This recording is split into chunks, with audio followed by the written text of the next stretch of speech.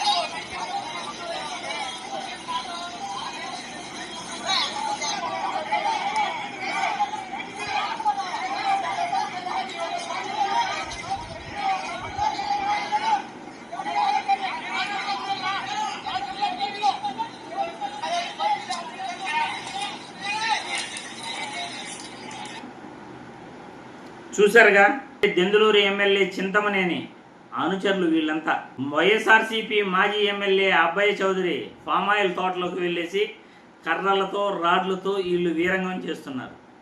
అలా వెళ్ళటం తప్పు కదా? ప్రతిరోజు కూడా ఎక్కడో ఒక చోట ఏదో ఒక ప్రాంతంలో టీడీపీ ఎమ్మెల్యేలు ఇదే తంతు.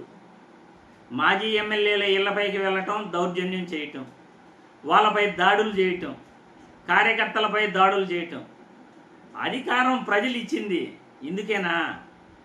ప్రజలు మీకు అధికారం ఇచ్చింది ఇందుకేనా? నారా లోకేష్ బాబు, చంద్రబాబు సమాధానం చెప్పాలి. ఈరోజు ప్రజలు అధికారం ఇచ్చి రాష్ట్రాన్ని అభివృద్ధి చేయండి, రాష్ట్రాన్ని అభివృద్ధి బాట పట్టించండి అని మీకు అధికారం ఇస్తే ఇష్టానుసారం లెక్కలేనన్ని హామీలు ఇచ్చేసి ఈరోజు హామీలు నెరవేర్చడంలో మీరు విఫలమవుతూ మీ ఎమ్మెల్యేలను పట్టించుకోకుండా విచ్చలవిడిగా వదిలేస్తే రాష్ట్రం అల్లకల్లోరంగా ఈరోజు శాంతి భద్రతలు లేకుండా ఎలా తయారయ్యిందో రాష్ట్ర ప్రజలందరూ చూడొచ్చు.